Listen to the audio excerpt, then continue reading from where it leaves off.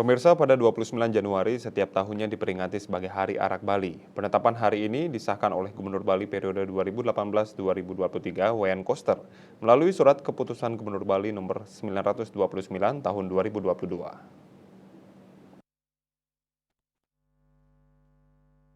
Dalam putusan itu disebutkan bahwa arak Bali merupakan minuman destilasi tradisional khas Bali sebagai warisan sumber daya keragaman budaya Bali yang perlu dilindungi, dipelihara, diberdayakan, dipasarkan, dan dimanfaatkan untuk mendukung pelaksanaan kegiatan adat serta memberdayakan ekonomi rakyat.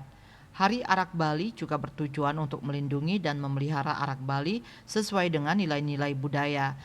Pada tahun 2024 ini, peringatan Hari Arak kedua dilaksanakan oleh Tresnaning Arak Brem Bali di Garuda Wisnu Kencana GWK Culture Park, Senin 29 Januari sore. Peringatan Hari Arak kedua ini mengundang seluruh lapisan pelaku usaha, para petani arak, dan instansi yang selalu konsisten mendukung arak Bali. Peringatan ini akan dihadiri oleh Wayan Koster. Peringatan Hari Arak kedua akan diisi dengan talkshow dan dimeriahkan dengan joget bumbung dan pertunjukan kecak GWK.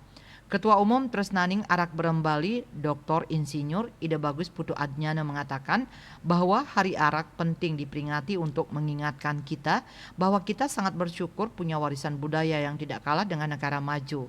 Di samping itu memperkenalkan arak Bali agar mesej ke mata dunia. Yang tak kalah penting, peringatan Hari Arak ini untuk mengedukasi masyarakat untuk melihat segi positif dari minuman fermentasi lokal ini. Seperti diketahui, sejak Gubernur Bali menerbitkan Peraturan Gubernur Pergub Bali nomor 1 tahun 2020 tentang tata kelola minuman fermentasi dan atau destilasi khas Bali pada 29 Januari 2020, arak dapat dibeli secara bebas asalkan merupakan produk perusahaan berizin dan diproduksi dengan bahan baku yang dihasilkan petani lokal. Sejak Pergub Bali nomor 1 tahun 2020 diterbitkan, produk arak di Bali semakin banyak yang sudah dilengkapi izin edar dari Badan Pengawas Obat dan Makanan BPOM dan berpita cukai.